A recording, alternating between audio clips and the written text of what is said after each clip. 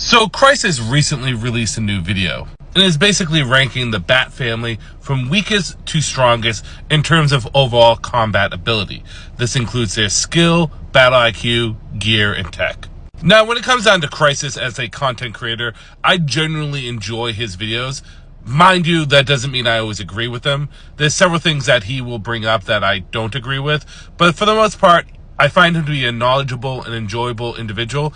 And I don't think he's at all disingenuous or comes from a place of anything other than to try to say the truth. With that being said, I do have several fundamental problems with the ranking video that he did, and one in particular that I want to point out, revolving around Nightwing and Batman.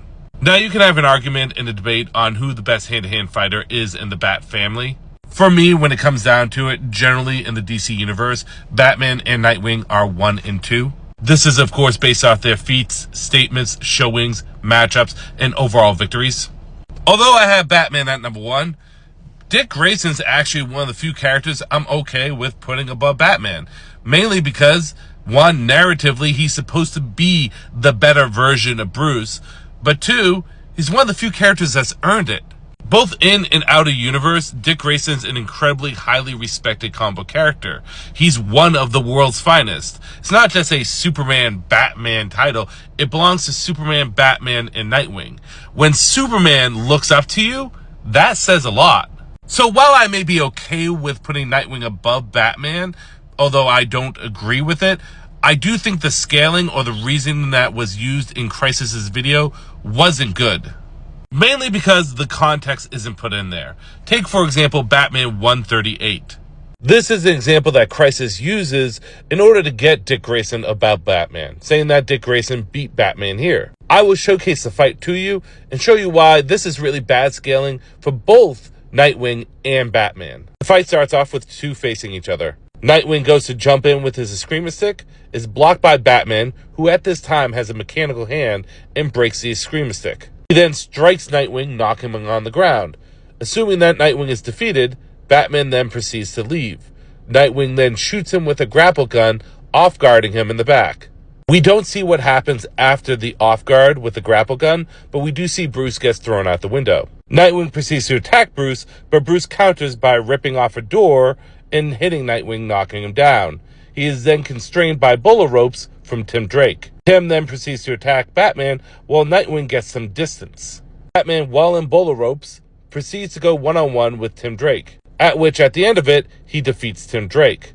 Then, Nightwing once again off-guards Batman and proceeds to punch him. After the beating, he is then stopped by Tim Drake, and the two of them are netted up by Batman, who then proceeds to escape, ending the encounter.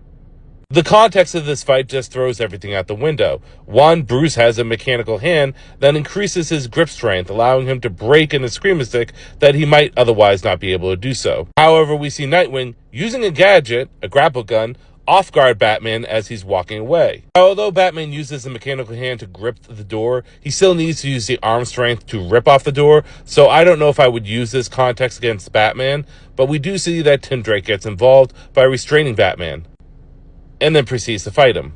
This goes from a one-on-one to a two-on-one, and after defeating Tim Drake, once again Nightwing off-guards him.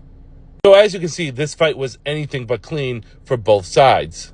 It's hard really to use this as leverage because in the previous issue, Batman goes up against the entirety of the Bat family and is able to, with ease, disable the majority of them. Sure, Nightwing goes in to fight Batman, but it has to be a two-on-one in order for Nightwing and Jason Todd to gain the advantage. Not a great showing for the Robins. We even see in Batman vs. Robin 3 that all the Robins, Stephanie, Tim, Jason, and Dick, are given magical weapons to fight Bruce. And we see Bruce proceed to beat them all, with Dick Grayson being the hardest fight, being amped with the Sword of Sin. And in the fight, still, Batman is able to go relative. And an intervention by Alfred allows Batman to take out the amped Nightwing. Now, Crisis did bring up Beast World issue number 2, where Batman gets turned into a werewolf bat thingy and proceeds to attack Nightwing. Nightwing says that he seems to have all the same abilities without any of the restraint. The two of them fight, ending with Nightwing winning. I can't really argue this because what's shown on page shows that Nightwing did win the fight, and the statement was made that Bruce retained his abilities. If I was going to use the word that everyone loves to use, which is interpretation, you can see that Bruce is not really fighting him like Bruce would. Rather, he's slashing and is more animalistic. So, yeah, maybe he retained those abilities, but he definitely weren't using them. But at the end of the day, I can't really argue this because, well, what is what it is. But like I said, I have no problem with putting Dick Grayson above Batman because he's earned that spot. He's the only character that really has that kind of claim.